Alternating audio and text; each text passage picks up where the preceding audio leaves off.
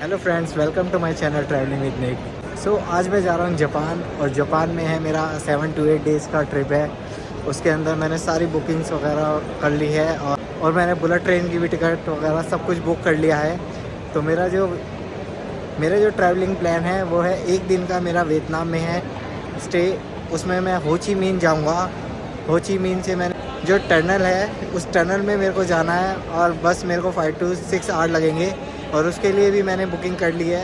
क्लुक करके एक ऐप है, क्लुक या हेड आउट से आप कर सकते हैं ईज़िली। और बस मेरा एक दिन का स्टे है, 17 आवर्स के बाद मेरा ले ओवर होके मेरे को जापान निकलना है। तो कल नहीं, परसों मॉर्निंग में मैं जापान पहुंच जाऊंगा, और फिर मैं आगे की अपनी जापान की जर्नी स्टार्ट करूंगा।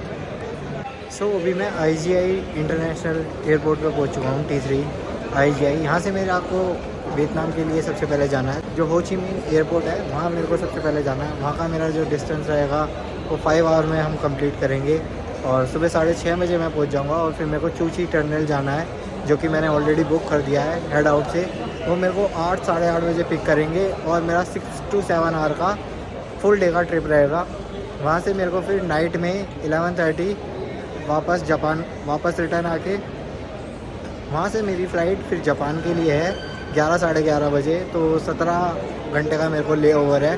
तो मैं प्लान कर रहा हूँ एक तो चूची टर्मिनल करने का, और एक साइट सीइंग करने का, जो भी वियतनाम में आसपास हो ची मिन टर्मिनल के आसपास जो भी साइट सीन है। तो मैं वो प्लान कर रहा हूँ, आज वो करूँगा।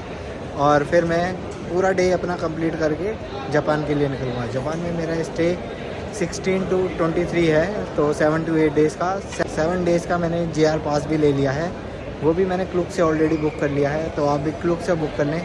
क्लुक एक ऐप है, तो वहाँ से आप बुक कर सकते हैं, क्योंकि आपको ऑनलाइन ही बाय करना पड़ेगा, चाहे आप क्लुक से करें चाहे वहाँ जाके करें। आपको कैश पेमेंट वाला ऑप्शन वहाँ नहीं है। तो अभी मैं IGI एयरपोर्ट पे हूँ, और मेरी फ़्लाइट 12 बजे की है, और अभी 9 साढ़े 9 बजे है। तो मैं कुछ खा पी लेता हूँ, मैं सोच रहा हूँ कुछ खा पी लूँ, और क्या कहते हैं, उसके बाद फिर मैं रेस्ट करूँगा थोड़ी देर। अभी मैं 9 साढ़े 9 बजे तक मेरा सब कुछ हो गया है। 12 बजे की फ़्लाइट है, तो अभी मेरे पास आराम से 1 घंटा है कि मैं आराम से खा पी के रेस्ट करूँ, और उसके बाद मैं फ़्लाइट में एंटर करूँगा। जो बोर्डिंग है वो मेरा 11 बजे से है। तो चलिए चलते हैं वियतनाम, आपको दिखाता हूँ।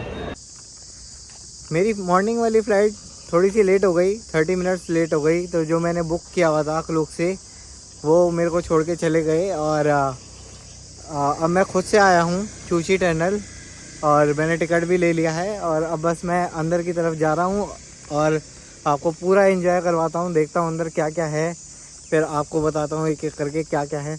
मैं आपको थोड़ा सा ओवरव्यू दे देता हूँ वियतनाम वॉर के बारे में। वियतनाम को 1867 से लेके 1941 तक फ्रेंच, जो फ्रांस के लोग थे, उन्होंने यहाँ पे राज करा। और 41 से 45 तक जापान ने वियतनाम के ऊपर राज करा।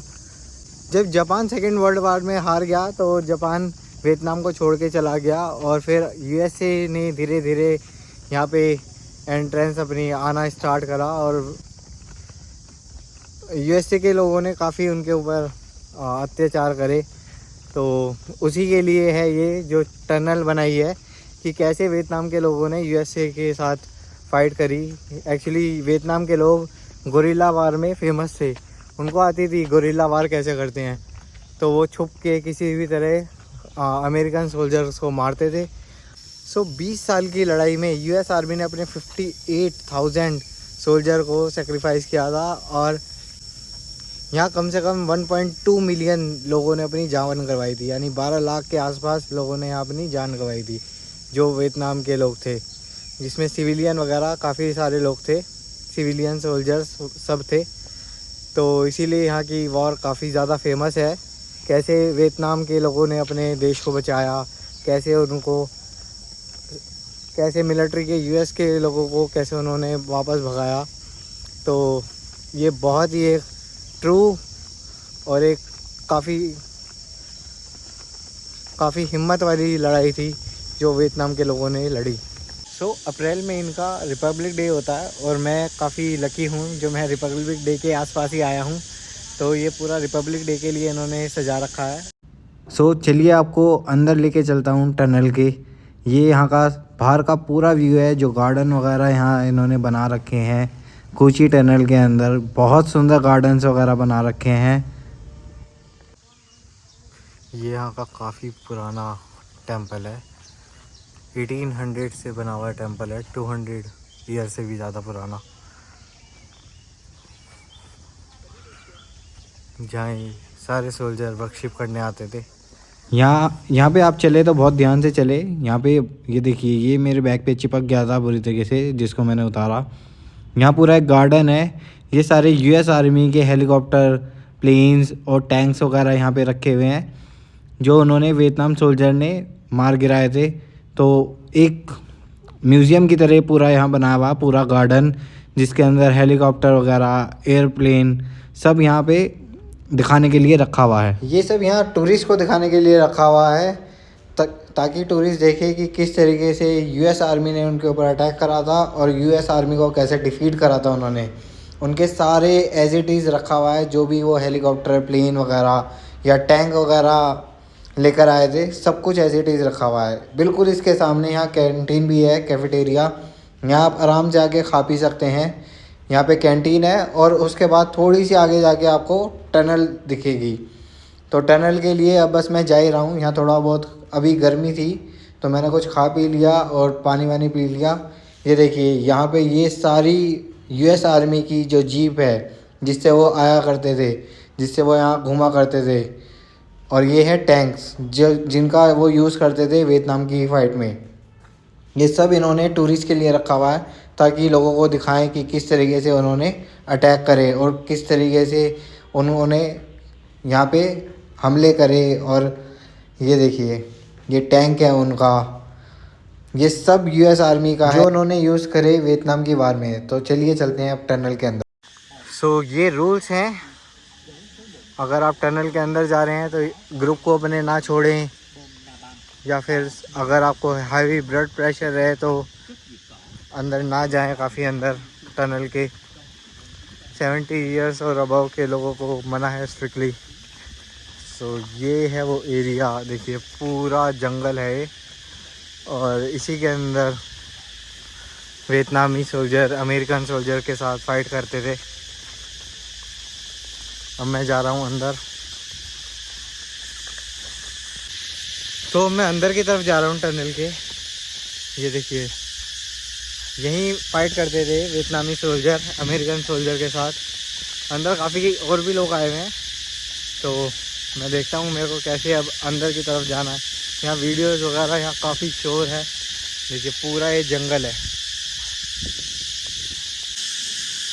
तो इधर से एंट्रेंस है और अब मैं जा रहा हूँ टनल के अंदर। ये देखिए किस तरीके से यहाँ रहा करते थे लोग टेंटों में।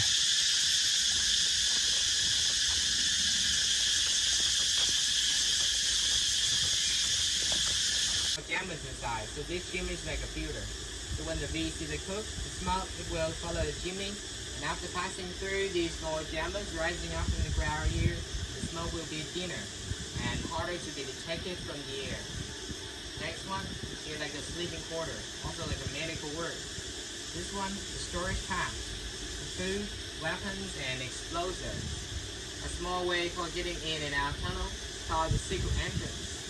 This one, an ambush place. It would be 3 to 5 Vietcong fighters hiding inside this room. They can see, they can look outside through small gaps on the wall. Those fighters, they're just like snipers. When the opponent gets close to the room, they can stick guns or rifles through those gaps and shoot. With thousands of these along the tunnel, they see here, they can defend or strike back when the opponent enters. अभी हमें थोड़ा बहुत guide किया गया है और अब हमारे साथ गाइड जा रहे हैं आगे, और ये हमें टनल के अंदर लेके जाएंगे सभी को। ये एक छोटा सा ग्रुप है 7 to 8 पीपल्स का, तो हम सभी अंदर जा रहे हैं टनल। सो ये है टनल जिसके अंदर छुपके वियतनामी सोल्जर रहा करते थे। इसके अंदर छुपके वो यूएस आर्मी के ऊपर अटैक किया करते थे।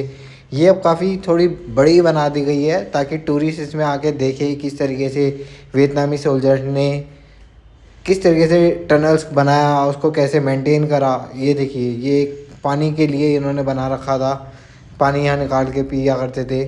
तो यहाँ पूरी एक मेंटेन करके रखते थे वो कि यहाँ पूरा अंधेरा है, टनल है ये बिल्कुल एक बहुत छोटी सी टनल है, एक ही आदमी अंदर घुस सकता है। देखिए ये, और आप खड़े भी नहीं हो सकते इवन कि ये टूरिस्ट के लिए बना रखा है ताकि टूरिस्ट आके इसमें देखे। पहले ऐसा नहीं था, पहले तो बहुत ज़्यादा, और भी इसमें सिर्फ एक ही अंदर जा सकता था और एक ही एग्ज़िट कर सकता था। ये था एंडिंग पॉइंट, और इसका जो स्टार्टिंग पॉइंट है इस टनल का वो बिल्कुल सामने, ये है एंडिंग पॉइंट और वो सामने स्टार्टिंग पॉइंट था जहाँ से हम एंट्री करे हैं। तो ये है एक, ये आपको पत्थर दिख रहा होगा, बट इस पत्थर में जो छेद है उसी से वो लोग जो वियतनाम सोल्जर थे उनको देख के यूएस आर्मी के लोगों को वो शूट करते थे। एक ये भी एक छेद है, ये आपको एक हॉल है जहाँ से वो देखा करते थे कि वियतनाम के सोल्जर देखा करते थे कि यूएस की आर्मी के कौन कौन आ रहा है, कोई आ रहा है उनके बाहर का आदमी, तो वो उसको शूट कर देते थे। देखिए अब मैं इस टनल के अंदर जाऊँगा, ये टनल है और इस टनल पे पूरा उन्होंने सेटअप कर रखा था। यहाँ पे सिर्फ एक ही अंदर जा सकता है, कोई एक ही आदमी अंदर जा सकता है और आपको गाइड के साथ ही रहना है। विदाउट गाइड के आप ना तो समझ पाओगे और ना इतना एंजॉय कर पाओगे, तो गाइड के साथ ही रहे। गाइड बिल्कुल फ्री है और वो आपको पूरा बताते हैं, पूरा एक्सप्लेन करते हैं कि आपको कैसे अंदर जाना है, कैसे आपको क्रॉस करना है। देखिए अब मैं अंदर जा रहा हूँ और अब मैं आ चुका हूँ टनल के अंदर। ये है टनल, ये बहुत ज़्यादा छोटी टनल है और इसको क्रॉस करने में बहुत ज़्यादा आपको स्ट्रगल करना पड़ेगा, क्योंकि आपको बैंड होके बिल्कुल चलना पड़ेगा और अगर आप कहीं पे भी फिसल गए तो आपको बहुत तगड़ी चोट लग सकती है। देखिए जो छेद मैंने आपको बाहर से दिखाया था, अब मैं वो आपको छेद दिखाऊंगा जहाँ से वियतनाम के लोग यूएस आर्मी को देख के शूट करते थे। ये देखिए ये वो छेद है, यहाँ पे गन रख के वो बाहर शूट करते थे और यूएस आर्मी को पता ही नहीं लगता था कि कहाँ से शूटिंग हो रही है, क्या हो रहा है, इसीलिए उनको डिफीट कर पाए वियतनाम के सोल्जर। ये टनल इसीलिए फेमस है यहाँ पे कि उन्होंने किस तरीके से इसको मेंटेन किया, किस तरीके से इन्होंने बनाया, कितने साल 20 साल लग गए उनको ये टनल्स बनाने में और यूएस आर्मी के लोगों को मारने में, उनको वापस भेजने में। ये बहुत ज़्यादा छोटी टनल है, बिल्कुल बैंड होकर आपको चलना पड़ेगा, नहीं तो आपको सर लग सकता है ऊपर। और इसीलिए इन्होंने कहा कि 70 ईयर से ऊपर के लोग हो या हाई ब्लड प्रेशर वाले लोग हो तो इसके अंदर ना आए। थोड़ी अभी गर्मी भी है तो अभी पूरा स्वेटिंग हो चुका है, मैं पूरा स्वेटिंग हो चुका है, पूरा पसीना पसीना हो चुका है। तो अगर आपको हाई ब्लड प्रेशर है तो ना है। ये देखिए ये एक और जाल था, ये नीचे कीलें बिछाई हुई हैं, जैसे ही इस पे कोई खड़ा होगा और वो नीचे घुस जाता था, तो ये सारी कीलें वगैरह उसमें घुस जाती थी। यहाँ पे एक बम फेंका गया था, यूएस आर्मी ने एक बम फेंका गया था जो पूरा ब्लास्ट होके एक पूरा बड़ा हॉल बन गया था, पूरा इतना बड़ा छेद बन गया था। ये देखिए यहीं इसी स्पॉट पे बम फेंका गया था, यूएस आर्मी ने जो फेंका था। तो ये सब बिल्कुल वैसी ऐसी का ऐसी रखा हुआ है ताकि टूरिस्ट आए और इसे देखें। अब मैं जा रहा हूँ नेक्स्ट टनल के अंदर। यहाँ पे इस तरीके से प्लान किया गया था ताकि अगर यूएस के सोल्जर भी अंदर टनल के अंदर घुस जाए तो वो भी कंफ्यूज हो जाए। एक ही टनल के अंदर कम से कम 3 से 4 रास्ते और एक ही रास्ता आपको बाहर की तरफ लेके जाएगा जहाँ वो बैठा करते थे, जहाँ से वो फाइट करा करते थे। तो देखिए अब इस टनल के अंदर 2 रास्ते हैं, एक ये रास्ता है और एक ये रास्ता है। इस टनल के अंदर 2 रास्ते हैं, तो जो भी कोई आता था वो कंफ्यूज हो जाता था कहाँ जाना है। इतने में आके वियतनाम के सोल्जर उनको मार देते थे। ये एक हॉस्पिटल है उनका, बिल्कुल आपको बिल्कुल इतना अच्छा लगेगा यहाँ आके कि किस तरीके से उन्होंने इस हॉस्पिटल को मेंटेन करा था। यहाँ पूरा एज इट इज़ दिखाया गया है। ये देखिए यहाँ पूरा एक ट्रीटमेंट दिखाया गया है कि कैसे वियतनामी सोल्जर का वो ट्रीटमेंट करते थे। ये सारे इक्विपमेंट थे उनके पास, कोई उनको दर्द सुन करने वाली दवा नहीं दी जाती थी, सीधा ऐसी का ऐसी उनका ट्रीटमेंट होता था। ये देखिए किस तरीके से वो लेकर आते थे अगर कोई इंजर्ड हो जाता था और किस तरीके से उसको ट्रीटमेंट दिया जाता था। ये एक हॉस्पिटल है, ये देखिए हमें पूरा गाइड ने इसको बताया कि किस तरीके से यहाँ पे ट्रीटमेंट हुआ करता था, इक्विपमेंट। तो अब हम लास्ट स्टॉप पे आ चुके हैं, लास्ट टनल पे आ चुके हैं। So this is your last stop. You got सो ये लास्ट टनल है, इसके अंदर हम बैठ जा रहे हैं और ये काफ़ी छोटी टनल होने वाली है बाकी सबसे। तो मैंने लगेज भी अपना उतार दिया है और हम जा रहे हैं टनल के अंदर। सी ये छोटी सी टनल है।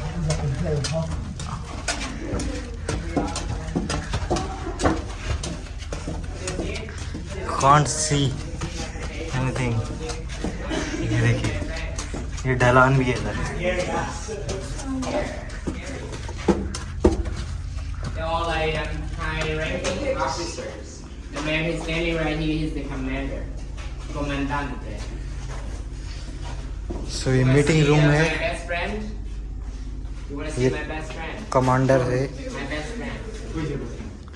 Turn on the clock. ये एक मीटिंग रूम है जो वहाँ पे सेटअप किया गया था ताकि वो पूरी अपनी मीटिंग्स वगैरह कहीं कर सकें और किस तरीके से यूएस आर्मी के ऊपर अटैक करना है, किस तरीके से उनको मारना है या किस तरीके से भगाना है, किस तरीके से डराना है, वो सब वो यहाँ पे आके प्लान करते थे। और इस टनल के अंदर भी कम से कम 3 से 4 रास्ते हैं और ये बिल्कुल पूरा कवर्ड रहता था। यहाँ बहुत सारे सोल्जर्स वगैरह रहते थे, कमांडर्स रहते थे जो इसको पूरी तरीके से सेफ रखते थे। यहाँ उनकी मीटिंग होती थी कि किस तरीके से अब हमें काम करना है। इसके अंदर भी ये देखिए पूरा अच्छे से मेंटेन ये अब करा गया है टूरिस्ट के लिए। ये देखिए अगर कोई आ भी गया तो वो किस तरीके से उनको मार दिया करते थे यूएस आर्मी के लोगों को। ये देखिए पूरा उन्होंने अच्छे से मेंटेन कर रखा था। हमें गाइड साथ के साथ बता भी रहा है। ये देखिए बहुत छोटी टनल है ये। This is more smaller than others. ये बाकी सबसे ज़्यादा छोटी टनल है। ये 30 मीटर लॉन्ग है वाली और ये तो अब इंक्रीज़ करी गई है, उस टाइम पे और भी ज़्यादा छोटी थी।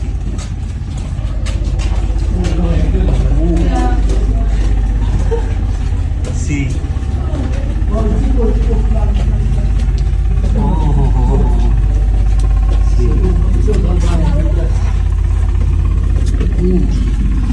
easy easy।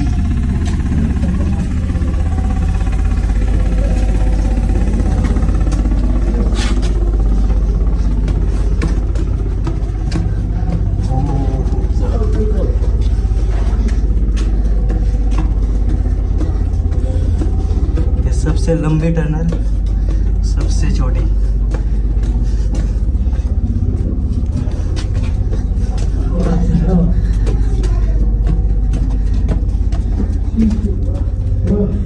Hey, this way, this way. Follow your heart. Okay, Find the way out. come out. Deep boys.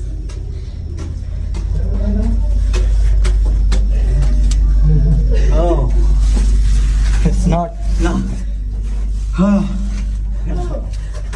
We go that way? Follow your heart. Follow your heart. Almost there. Take the left.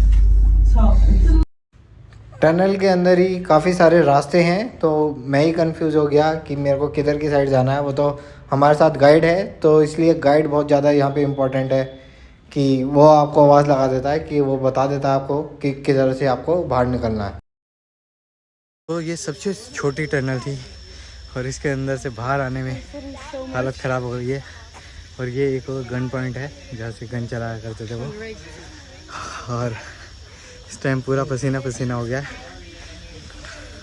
30 metre long थी ये खाली और इससे छोटी tunnel और कहीं नहीं थी। सबसे छोटी टनल यही थी और सबसे लंबी, साइज़ वाइज सबसे छोटी।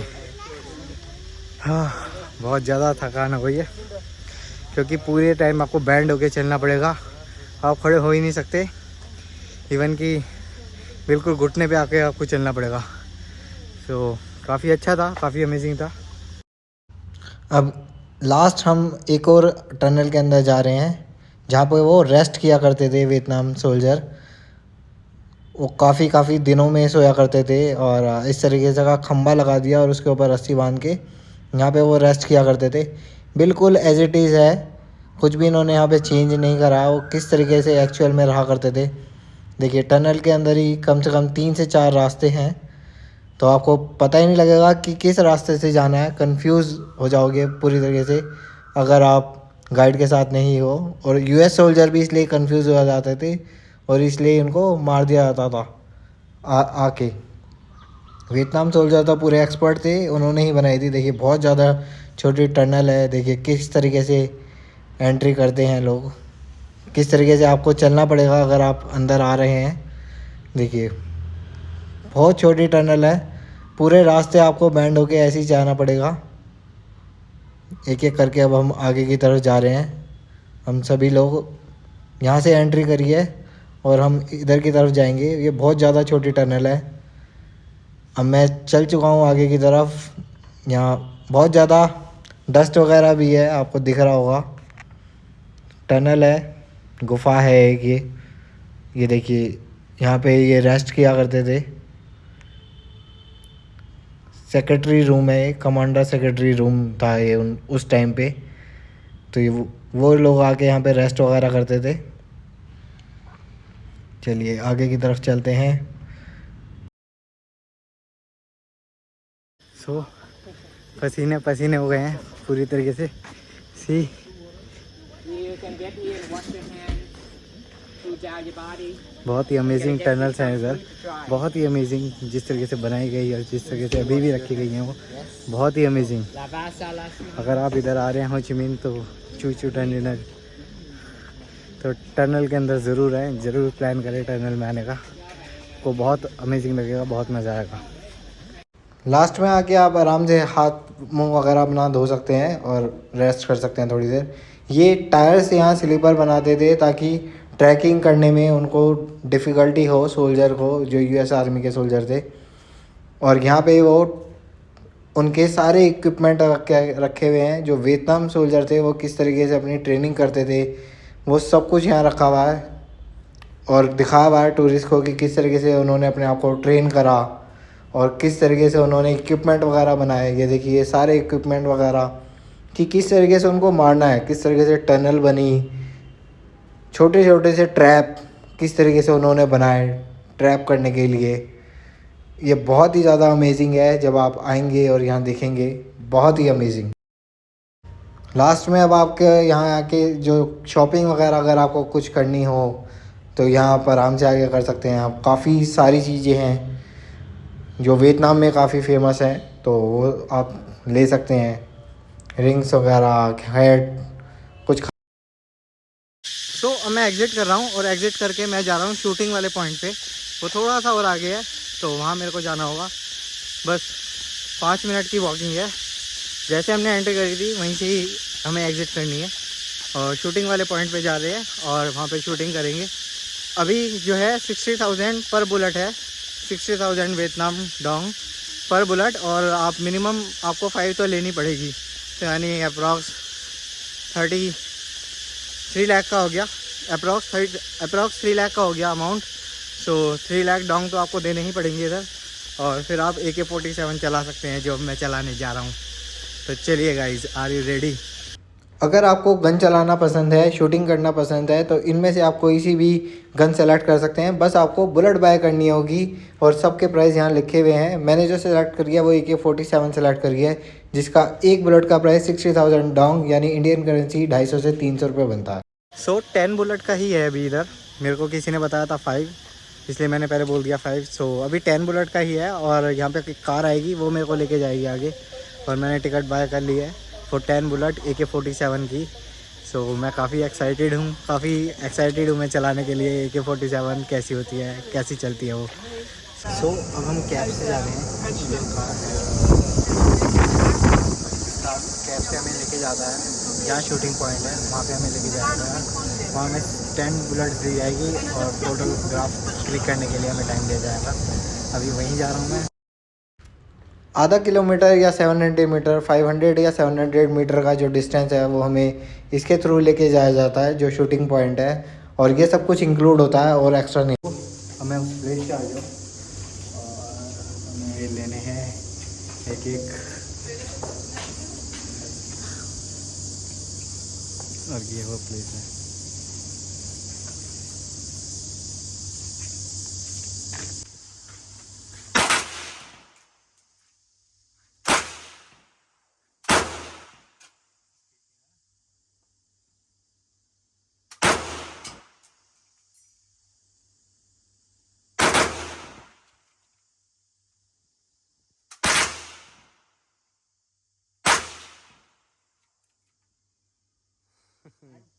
शूटिंग के बाद अब मैं सीधा अपने एयरपोर्ट जा रहा हूँ, क्योंकि आज ही मेरी जापान की फ़्लाइट है।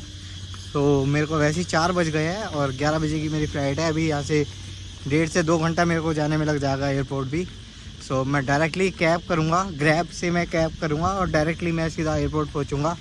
और वहाँ पे फिर चेकिंग वगैरह करके इमिग्रेशन में भी टाइम लग जाएगा, 1 घंटा या आधा घंटा भी लग जाता है, जल्दी भी जाता है, बट नॉट श्योर कि कितना क्राउड होगा। सो मैं जल्दी जाना चाहता हूँ ताकि कोई इशू ना हो। और मिलते हैं हम अपनी नेक्स्ट वीडियो में। वीडियो को लाइक, शेयर और सब्सक्राइब चैनल को ज़रूर करना गाइज़।